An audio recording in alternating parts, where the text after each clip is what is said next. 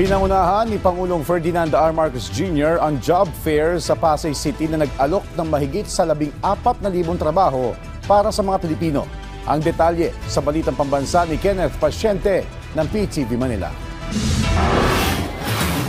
Halos isang taon nang walang trabaho si Rowena. Kaya naman para may ipantustos sa pangangailangan ng kanyang anak, nagpasya siyang makipagsapalaran sa job fair sa Pasay City. Ang laking help sa mga gaya ko na gustong makapag-work. Nasa 14,000 ang alok na trabaho sa naturang job fair.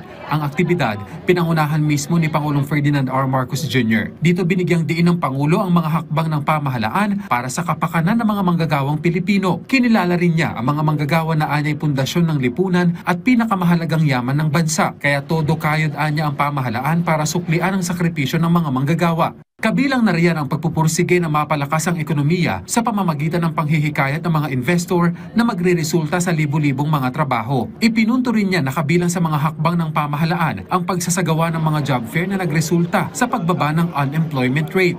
Dulot ng masiglang ekonomiya, noong nakaraang taon, naabot natin ang pinakamababang unemployment rate sa loob ng 20 taon.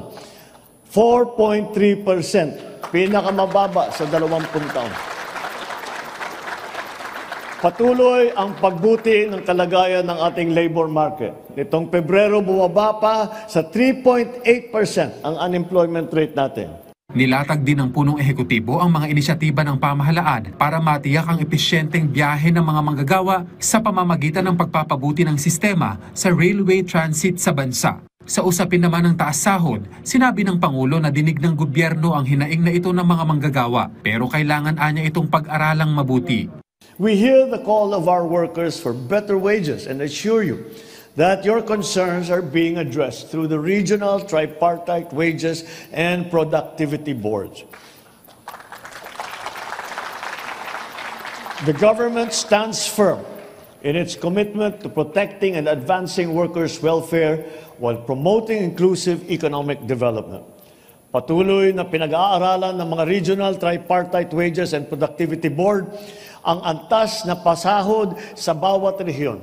Simula Hunyo ng nakaraang taon, 16 na rehiyon sa Pilipinas ay nakapagpatupad ng dagdag sahod na. Sa kabuuan, 28 wage order na ang naaprubahan.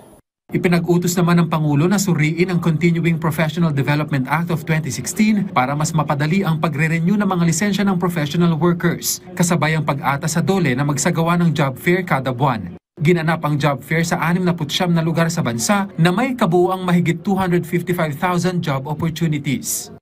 Mula PTV Manila, Kenneth Pasyente, Balitang Pambansa.